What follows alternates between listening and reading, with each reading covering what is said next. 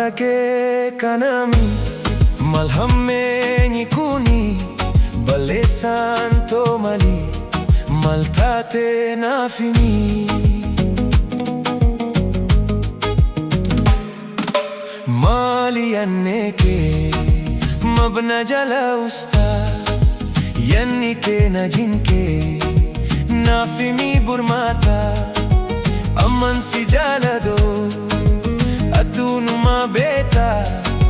natti gara galte mabna jala usta amma malar gatte natti gara galte gamma chubi gaddas godda jadi durte amalake kanami malambe nikuni bale santo mali maltate nafimi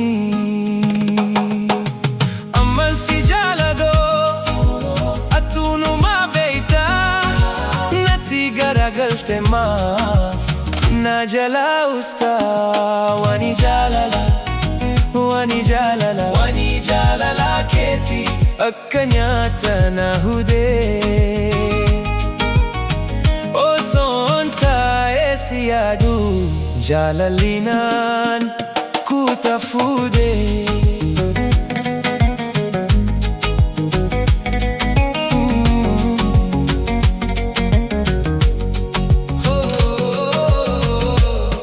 Amalake kanami malhamme nikuni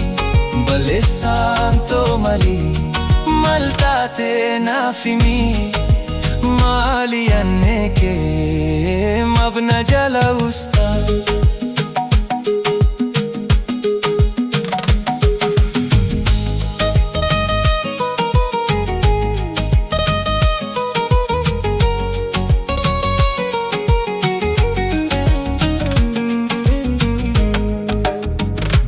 gutu tae sura kel di bailala yeron wae ke yadu wanin tan walala jecha kamine sipsa jecha sip dabe hasae hin kufu yo anke jalkabe halkani guya tae wae ke baresa jechotni sipsu batus ani usenta etaresa bakka hunda na injifate onne walakatesa diga kon rapsamte kama ko hunda gesa amalake kanami malhamme nikuni bale santo mali maltate nafimi mali anneke mabna jala usta jalalike onne dun fate dime la feko na buera jalalli darbe la fe bue hama jalala hundara ajajam tu towa hunda kaninje duf jetta haye ergangu yasi argadde kana dukkubu maran faye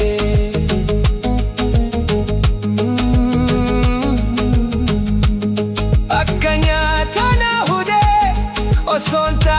esiyadu jalalina kutafude guya gutu taen sura kel di bailala yeron wae ke yadu wanin tan walala jecha kamine sipsa jecha sif dabe hasae hin kufu yo anke jalkabe halkani guya tae wae ke baresa jechotni sipsu batus ani use tai taresa